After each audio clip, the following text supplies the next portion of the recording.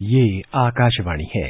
Spotlight में year ender series के अंतर्गत प्रस्तुत है विशेष कार्यक्रम 150 करोड़ कोविड टीकाकरण के ऐतिहासिक लक्ष्य की ओर बढ़ता भारत। इसे प्रस्तुत कर रहे हैं आकाशवाणी संवाददाता आनंद श्रीवास्तव और अलका सिंह।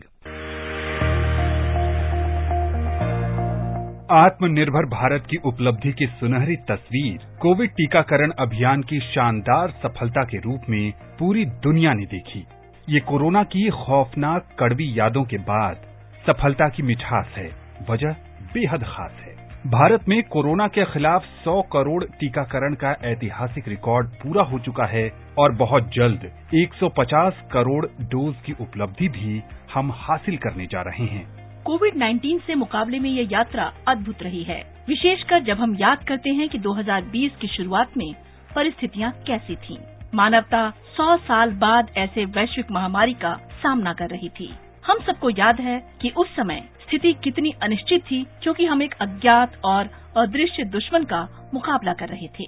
महामारी के खतरे के बीच 1 जनवरी 2021 को DCGI ने स्वदेशी कोवैक्सीन और कोविशील्ड को इमरजेंसी अप्रूवल दिया। इसके कुछ समय बाद 12 अप्रैल को देश में तीसरी वैक्सीन स्पुतनिक वी को भी आपातकालीन स्वीकृति दी गई। ICMR के वरिष्ठ वैज्ञानिक डॉक्टर रमन आर गंगाखेडकर ने वैक्सीन के सफर को अभूतपूर्व बताया। सबको याद होगा जब ये लॉकडाउन लगा था, उस वक्त ICMR ने कोवैक्सीन के मैन्युफैक्चरर हैं भारत बायोटेक के और सीरम इंस्टीट्यूट ऑफ इंडिया, दोनों को मदद करने के लिए अपना हाथ बढ़ाया। ये कंपनियों ने भी अच्छे ढंग से काम किया। परिणाम ये हुआ कि जनवरी में हमारे देश में बने हुए वैक्सीन हम लोगों को दे पाए।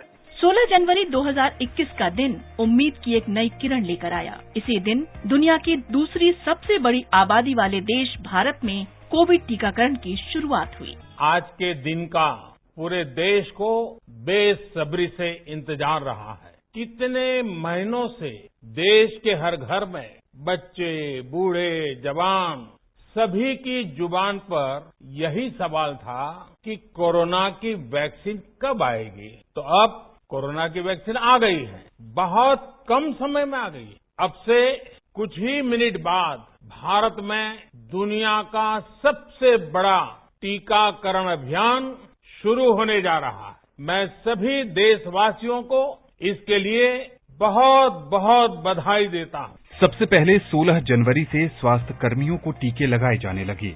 चिकित्सकों ने उत्साह के साथ इसमें हिस्सा लेकर टीके से जुड़ी शंकाओं को समाप्त करने की कोशिश की। 2 फरवरी से कोरोना फ्रंट लाइनर्स को टीके लगाने की शुरुआत हुई। टीके की पहली खुराक ने ही कोरोना योद्धाओं का हौसला बढ़ाने का काम किया। मेरा नाम मिस्टर उमेश कुमार है। मैं पिछले 20 साल से गांधी हॉस्पिटल ओम विहार उत्तम नगर नई दिल्ली में कार्यरत हूं। हमने कभी 20-25 साल में ऐसी कभी कल्पना नहीं की इतनी भयंकर बीमारी हमारे देश में आएगी।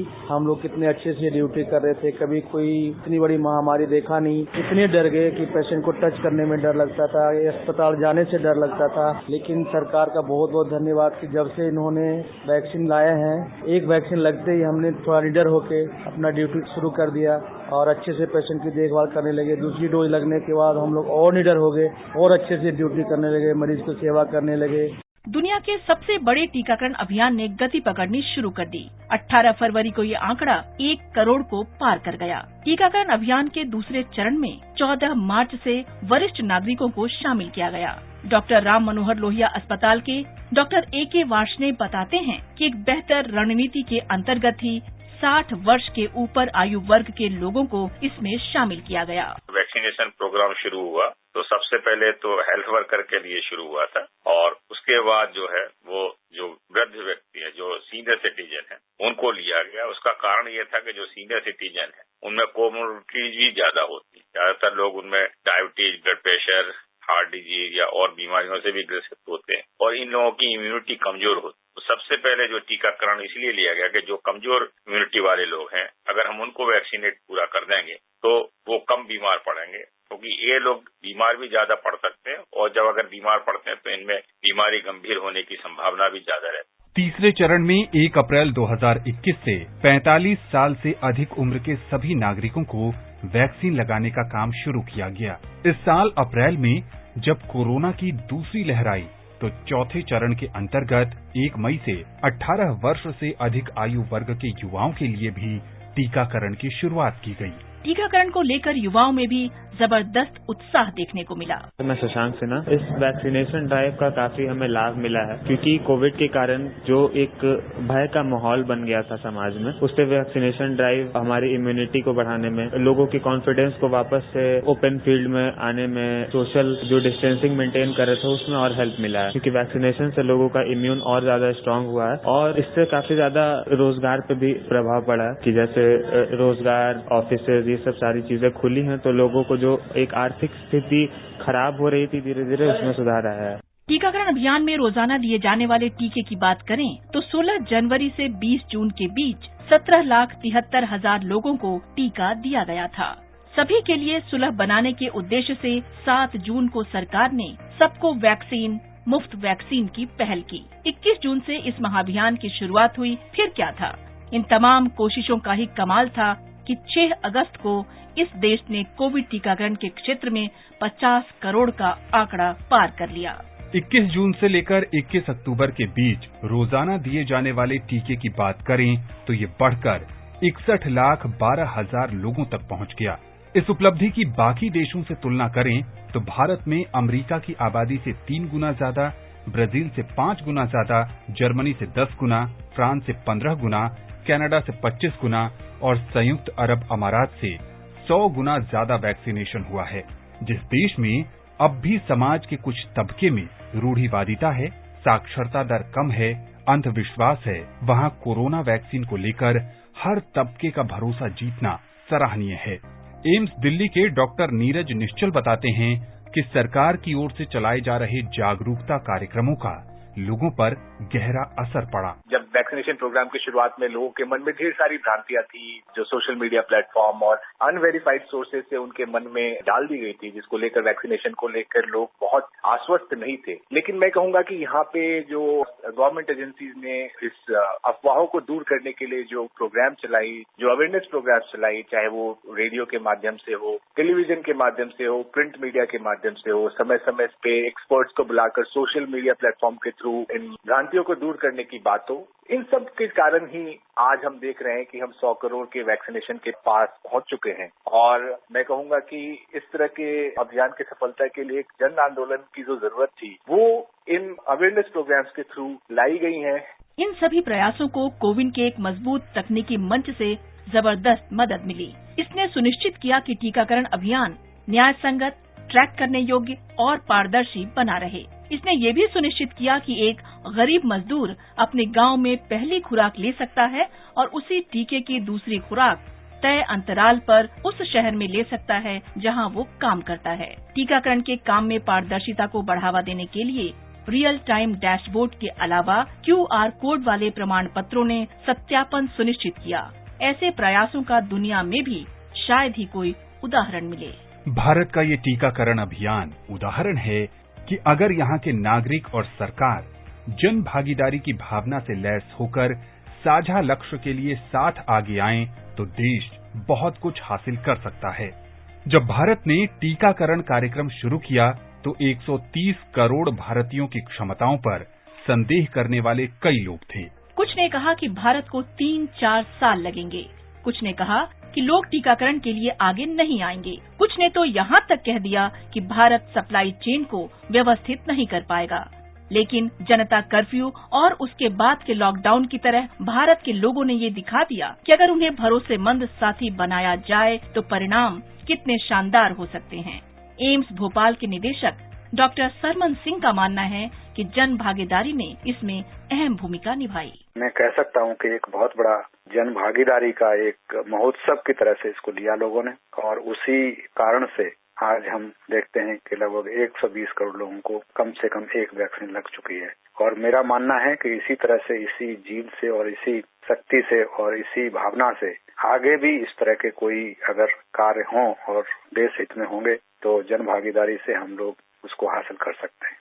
इस मकाम तक पहुंचने में लाखों कोरोना वॉरियर्स का खून पसीना लगा है। इन्हीं कोरोना योद्धाओं का अथक प्रयास है जिन्होंने तमाम चुनौतियों को पार करते हुए देश के दूर दराज इलाकों में भी पहुंचकर इसे सफल बनाया। ये सफलता उन लाखों स्वास्थ्य कर्मियों, स्कूल के शिक्षक, हिंदुस्तान के लाखों गांवों में रहने वाली आशा और आंगनवाड़ी कार्यकर्ताओं के नाम है, जिन्होंने चुपचाप बिना किसी लोकप्रियता की चाहत के इस मिशन को अंजाम तक पहुंचाया। कोरोना महामारी के दौरान इन्होंने अपने आंखों के सामने साथियों की मौत देखी, लेकिन कभी हिम्मत नहीं हारी। इन्हीं की कोशिशों की वजह से हिंदुस्तान ने इतिहास रच दिया। मेड इन इंडिया वैक्सीन ने न सिर्फ टीकाकरण अभियान को नई दिशा दी, साथ ही दुनिया भर में भारत का मान भी बढ़ाया। भारत डीएनए वैक्सीन बनाने वाला दुनिया का पहला देश भी बन गया है। वसुधैव कुटुंबकम के सिद्धांत पर भारत ने वैक्सीन मैत्री के तहत कई देशों को मुफ्त टीके उपलब्ध कराए। विश्व स्वास्थ्य संगठन के मुख्य वैज्ञानिक सौम्या स्वामीनाथन ने भारत के कोविड टीकाकरण कार्यक्रम की सराहना की है। I think so far the Indian vaccination program has gone very well, vaccinating over 140 million people. And I think India did very well in vaccinating its frontline workers and healthcare workers in the first phase and starting off with the over 60s and then, coming down. That was exactly in line with the WHO prioritization framework, because our primary goal should be to reduce mortality, to reduce deaths due to the pandemic. And while vaccinating all adults is going to be eventually, I think, the goal for most countries. जब राष्ट्र 125 crore Covid vaccine की dose की उपलब्धि को साकार कर रहा है, तो देश में इसे लेकर उत्साह है। मैं दिवाकर पाठक हजारीबाग झारखंड से हूं और कोविड नियमों का पालन कर रहा हूं।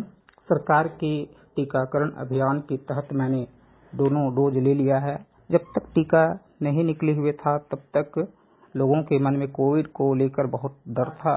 लोग असुरक्षित महसूस कर रहे थे, पर जैसे ही 18 वर्ष से ऊपर के आयु वर्ग के लिए टीका निकले, लोगों में एक विश्वास जगा। इस टीकाकरण अभियान के तहत आज लोग स्वयं को सुरक्षित महसूस कर रहे हैं। हम दूसरों को भी टीका लेने के लिए प्रेरित कर रहे हैं। सरकार का यह अभियान वास्तव में हम सभी के लिए वरदान है। सर गंगाराम अस्पताल नई दिल्ली के doctor lieutenant general Ved Chaturvedi बताते हैं कि कोविड टीकाकरण के क्षेत्र में उपलब्धियां हासिल करना अच्छी बात है, लेकिन इन सब के बीच कोविड नियमों का पालन करना बेहद जरूरी है। जिस तरह हम सुनते हैं ना कि बार बार म्यूटेशंस होते हैं और लोग डाउट रेज करते हैं कि क्या हर म्यूटेंट के खिलाफ ये वैक्सीन काम करेगा, बट मास्क सबके खिलाफ काम करेगा। यदि आप मास्क लगाते हैं तो चाहे वो ए वेरिएंट है, चाहे बी आए, चाहे सी आए, वो इसके हर के खिलाफ काम करेगा। तो ये तो बात पक्की बात है कि एक हथियार हमारे पास यूनिवर्सल है, वो है मास्क। और मैं ये तो कहूंगा, इतना जरूरी वैक्सीन है, उतना ही जरूरी मास्क है। चिंता से आश्वासन तक की यात्रा पूरी हो चुकी है और दुनिया के सबसे बड़े टीकाकरण अभियान के बीच हमारा देश और भी मजबूत होकर उभरा है। ये कामयाबी टीम इंडिया की सफलता है। टीम इंडिया हमारे 130 करोड़ भारतीयों की एक बड़ी टीम है। टीकाकरण अभियान ने एक बार फिर इस टीम इंडिया की ताकत दिखाई है। इस अभियान में भारत की सफलता ने पूरी दुनिया को दिखा दिया है कि लोकतंत्र हर उपलब्धि हासिल कर सकता है। ये वक्त अपनी उपलब्धियों पर नाज करने का है। चुनौती अभी खत्म नहीं हुई है, हालांकि समय के साथ भरोसा भी कायम हुआ है। उम्मीद है कि जिस तरह 100 करोड़ का लक्ष्य हासिल किया है, हर घर दस्तक अभियान के जरिए वैक्सीनेशन से जुड़ी बाकी गंभीर चुनौतियों पर भी जीत हासिल कर लेंगे। Bharat 150 crore Covid vaccine dose की तरफ आगे बढ़ रहा है। भरोसा है कि साझा प्रयास से ये उपलब्धि भी राष्ट्र अपने नाम करने में कामयाब होगा। मास्क लगाएं, सुरक्षित दूरी का पालन करें और अपने हाथ मुंह को साबुन पानी से बार बार धोते रहें। और हाँ, अगर आपने अब तक कोविड टीका नहीं लगवाया है, तो एक जिम्मेदार नागरिक होने के नाते टीका जरूर लगवाएं। आप सबके सार्थक सहयोग और योगदान से ही कोविड पर विजय संभव है। कोरोना हारेगा, देश जीतेगा। अभी आप सुन रहे थे ईयर एंडर सीरीज के अंतर्गत विशेष कार्यक्रम 150 करोड़ कोविड टीकाकरण के ऐतिहासिक लक्ष्य की ओर बढ़ता भारत। इसे प्रस्तुत कर रहे थे आकाशवाणी संवाददाता आनंद श्रीवास्तव और अलका सिंह। यह कार्यक्रम आकाशवाणी के समाचार सेवा प्रभाग द्वारा प्रस्तुत किया गया। इसे आप हमारे mobile app news on AIR और YouTube channel news on AIR official पर भी सुन सकते हैं। इस कार्यक्रम के संबंध में अपनी प्रतिक्रिया आप हमें ईमेल कर सकते हैं। पता है airnsttalks@gmail.com। ये कार्यक्रम फिर से सुनने के लिए लॉग ऑन करें हमारी वेबसाइट newsonair.nic.in।